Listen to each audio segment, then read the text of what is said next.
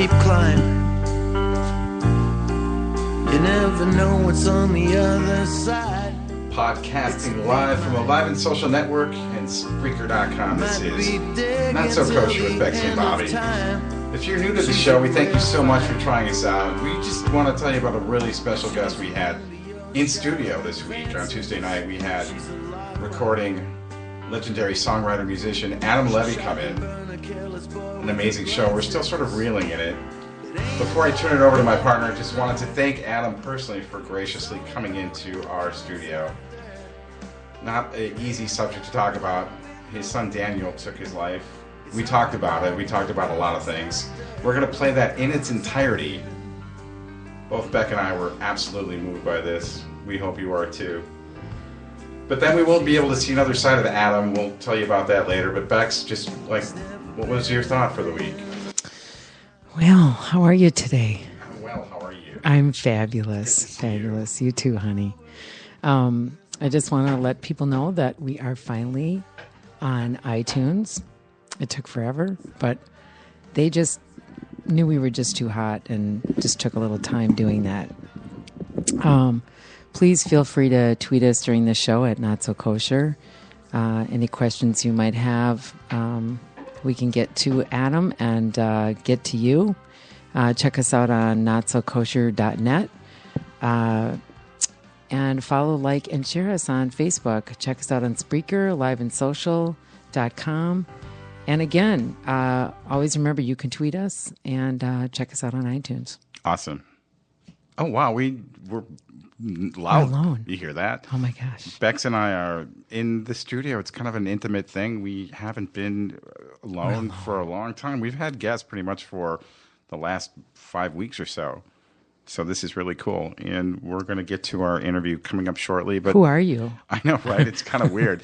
And by the way, You're with Grant. I should say hi, Grant. Grant, everybody. It's been a while, the Grantster.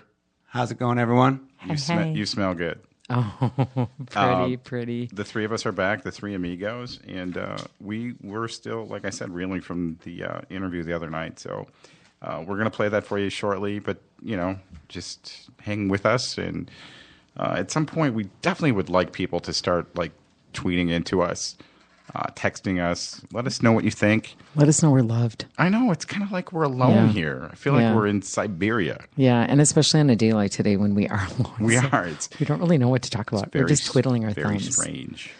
So when should we get into that? Do you guys want to just go into it, or do you want to talk about a couple of things? It was kind of ridiculously moving for me as well. I don't know. I've thought about it all week, and it was a crazy interview. It was, I never thought that actually we would even be going from humor to something so serious. It was a little crazy, but it was great. And I just can't stop thinking about how wonderful he was, and that the conversation was just really beautiful and felt great. But let me tell you a little bit about Adam. He has brought together and led bands like Hookers and Blow, Bunny Clogs, and more. And he's been a social worker, teacher, mentor, and activist in political causes. His first solo album, released in September, Knob and Way, focuses on his son's mental illness and his subsequent suicide in 2012 at the age of 21. Since Daniel's death, Adam has organized forums with other musicians on mental health and speaking publicly about what it is to be a parent to a child that is determined to die. Adam is this year's keynote speaker at the 15th Annual Conference on Mental Health, Embracing Hope, Erasing Stigma. He will talk about his family's journey through pain and stigma and the role music has played to help him move forward in healing. That's this Sunday, November 8th, from 10 to 4 at the St. Paul JCC in St. Paul, 1375 St. Paul Avenue. For more information, you can check out the websites stpauljcc.org or jfcsmpls.org. So let's give you a little view onto how this was with Adam and listen up to our interview with him. Last night, you actually spent some time with him before we get into that, which you saw another side of him, obviously. He was at Electric Fetus yesterday. Yes. Is that correct? Last night to debut the album. Is that how you say it? When you release it. Sure. Excuse me, you release it. And I had some CDs and but that artwork is so beautiful that I had to buy a vinyl. I couldn't believe, I don't have anything to play it with. I literally bought it because the picture was so gorgeous of Daniel's art that I had him sign it, and then I put the plastic back on. It was so funny. It was like I was doing a sofa, with plastic, and I got it on there just right. And so I'll have it forever like that. It's really cool. And it was he seemed to be happy. When we were with him, it was, it just was sad. And last night he was happy. It was great. I can't think of another word to say, but it was wonderful. I enjoyed it. So I'm glad you had that opportunity. And one other note I want to say is I'm standing there. So Electric Fetus is huge. Mm-hmm. And I'm standing there listening to him, and I look down, and what's the chances that I'm standing literally right where the Honeydogs CDs were? I looked down, and I was like, whoa, that's really weird. Surreal. It was weird, yeah. So, hey, maybe we do a podcast from Electric Fetus sometime. How cool would that be? If anyone's listening, hook us up on that. Really quick, before we get to that great interview, just wanted to tell you are listening to us on Alive and Social, Spreaker.com. We are one of many fantastic podcasts. And speaking of that, real quick, I just wanted to tell you all about a significant podcast called Alzheimer's Speaks Radio. And this gives voice to those afflicted with memory loss and their care partners while empowering them to live purpose-filled lives. Discussions raise awareness, give hope, reveal real everyday stories of living with dementia. Please join the conversation, learn along the way, and laugh as we maneuver this roller coaster called memory loss. To learn more, visit Lori's website, alzheimersspeaks.com and aliveandsocial.com. Thank you so much. And now what we've been talking about, Grant will play us into the interview. Thank you, everybody. You guys, it's been a great show so far. You are listening to us on Alive and Social Network. We are Not So Kosher, and we are super honored and humbled to welcome to the show Mr. Adam Levy. You all know him as the frontman, founder of the Minneapolis-based Honeydogs, but we feel like he's more of a great man, father, and has some writing abilities. But seriously, he is a local legend. We'd like to welcome him to Not So Kosher. Adam Levy, everybody. Adam, we have so many questions for you, but I don't want this to come off as some sort of written, sort of impersonalized interview. Instead, we want to kind of touch on events that happened back in 2012. At 21, your son did take his life, and we wanted to touch on the new titled album, Knob and Way, and what the journey has been like for you. I know you've been speaking about this quite a bit, but what can you tell us about the album? Well, thanks for having me.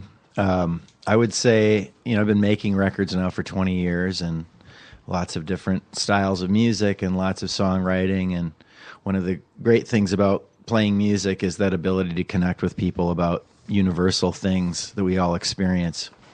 And I would say this new record, the solo record Knob and Way, is probably my most personal work that I've ever presented to the world.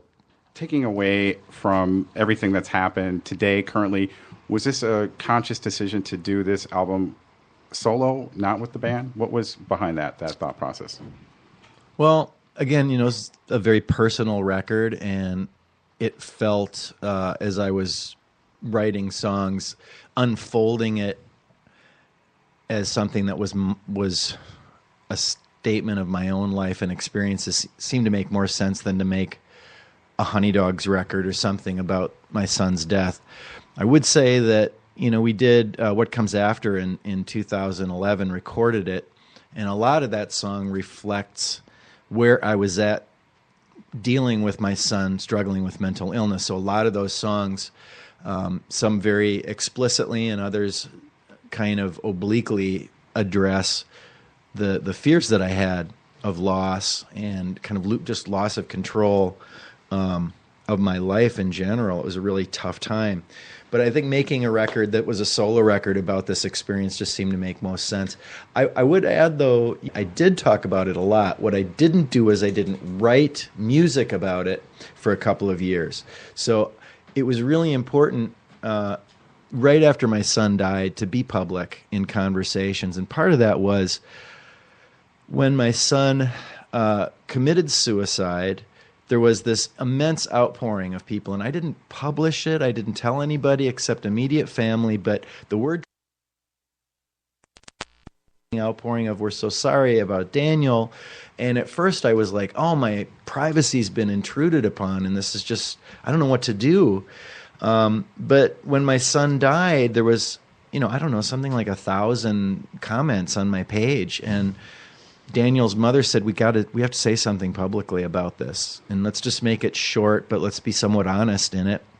And so I can't recall the exact wording, but it was something to the effect, thank you for all of the kind words. After a lengthy struggle with mental illness, my son Daniel took his life or died or something like that. And then all of a sudden it was like, people were saying, oh, it's amazing that you're even talking about this. And to me, there was never an issue of not wanting to talk about it.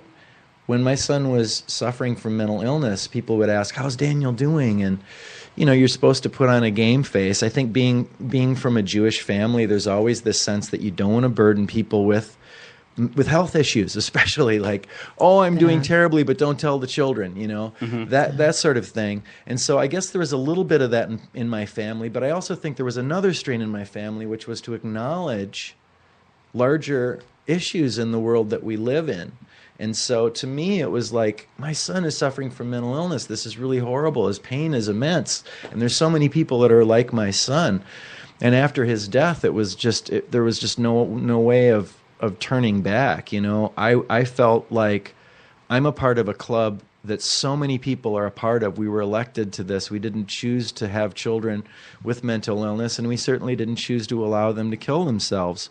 But here we are. What are we going to do about it? There's so many people suffering from this.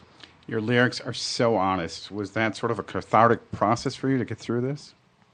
Yeah, I mean, I started as a songwriter that was known as somebody who wore his heart on his sleeve. And people would say, wow, you're really laying it all out there. Does that ever worry you? And I think as you go on in your career, you become a little more guarded about your personal life in your songs.